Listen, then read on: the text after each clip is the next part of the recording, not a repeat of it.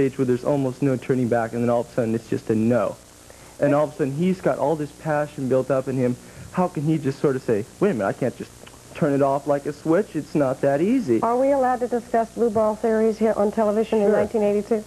That is a kind of garbage that is still thrown at women because, I mean, I remember this in the 50s when I was a teenager, that this stuff about there's no turning back. I mean, are you going to be responsible for your own act or not? I mean, it's like saying when I'm drinking or whatever I do is you know, I'm not responsible for. I can't stop now because it's going to be physically, it's going to hurt me. Yeah, my balls are going to turn blue. Good, I mean, this is just nonsense. There is no recorded case in human history of blue balls. It's just that's part of the trip that men lay on women. You have turned me on. You have such a low-cut blouse that therefore you owe it to me to relieve me of my sexual interest. There are other outlets, including one's own devices, yes. Whatever.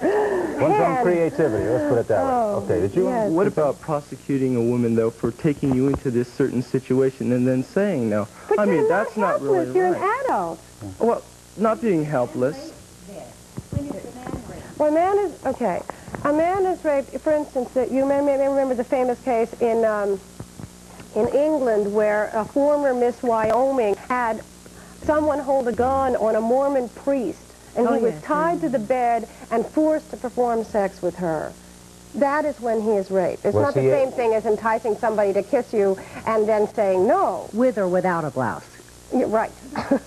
Definitely. Was he able to rape her? Was he physically? I mean, obviously. No, she was able to rape him. She forced him to have sex with her. I know, but because of the obvious difference in equipment, I mean, was the man able to have an erection and rape this woman? Well, you know, or was she able to rape him as a result of his sexual ability?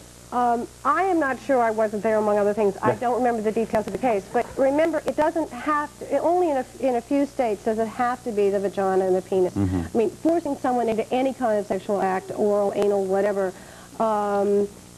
is still a violation of that person's privacy, that person's person. All right. We will take a break, and this young man has an interesting question about the legal ramifications of what happens to the man after he's been prosecuted, right after this message.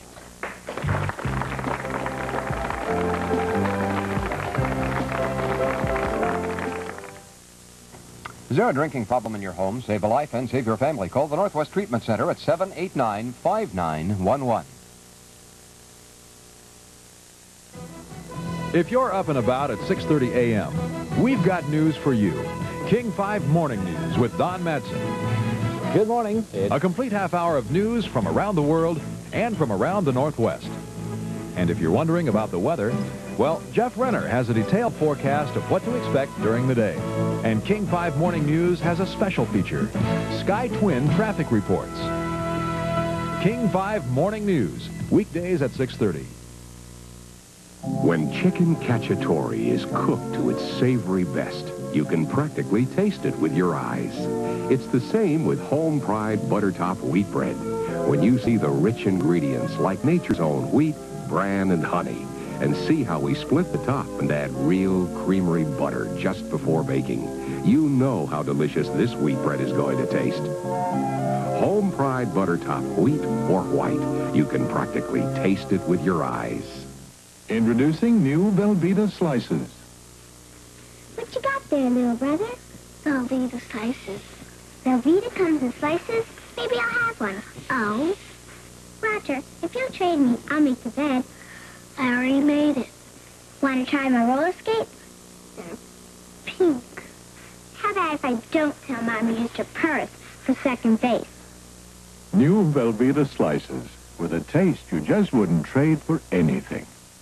Hi, I'm Michael Conrad speaking out for a safer Seattle. You know, it's very important that people protect themselves. Life's daily hazards are always with us, so be prepared. Modern technology has created many new products, like smoke detectors, which can help protect you and yours. Take action today to avoid unnecessary accidents tomorrow, and be careful out there.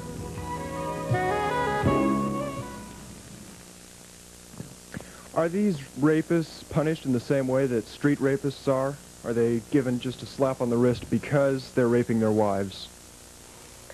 That's a very good point. When the case in Delaware, recently that he got just a year out of a possible 30 because the judge says the law was too new, which was really outrageous. But the case in Fresno that we just had about a month ago, he got 19 years.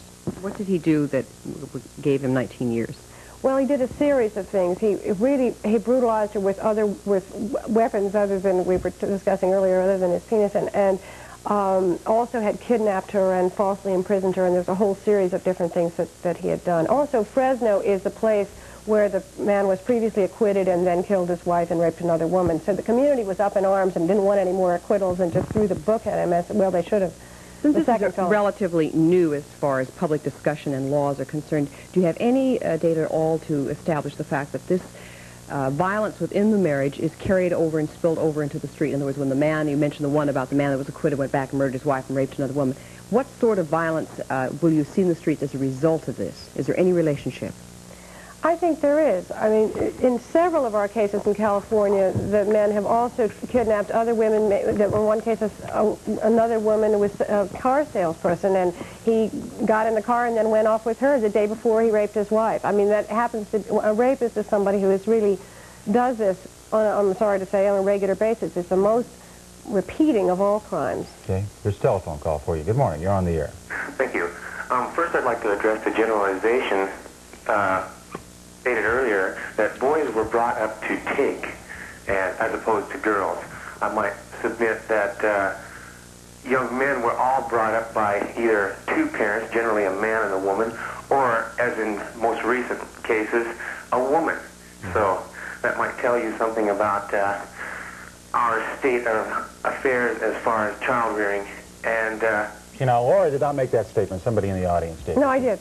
Well, was corroborated by the lady who asked the very first question of the show this morning. Okay, and secondly, I would like to... But wait a minute. You'd like to elaborate on that by saying what? That if women were really doing a good job raising their young sons, we wouldn't have this problem. Is that what you're saying? Well, I'm just saying that, yes, exactly. To a certain extent. It's not necessarily women, but families, okay? And young men are brought up as a couple, or a man and a woman bring them up. Mm-hmm. Therefore, this cannot all be laid at the laps of men or young boys, okay? All right, and secondly, I feel that this law, this advocating of changing this law, could be used by women as an arbitrary hammer in any kind of a divorce case, because at this time in the crisis of someone's marriage, I think we're all aware of the reality that during a marriage divorce or a divorce situation, just about anything is said in order to strike out and hurt at the one you love. So I think that this type of a law... Changing the law will give the woman more leverage in the divorce court. The laws of men will always be insufficient to control people's emotions and dealings with each other. It has to come from within morally, not by the laws of men. Well, why laws of men? Why aren't the women in the legislature? They are. Okay, that's what you said. Morally. What I'd like to say about that is that if a criminal act was taken care of in the criminal courts, it wouldn't have to be part of the divorce. You could have no-fault divorce, and the divorce is handled in a more civilized way, and then the violence in the relationship would be handled in the criminal court where it belongs. Going back to his point about the mother, though, and raising the child, the young boy. But she's not in a vacuum. But I mean, she passes on the societal values. Exactly. I wasn't blaming her, and I don't think he should either. I think one of the other points that you made that maybe this young man missed, and that was that the fact that the woman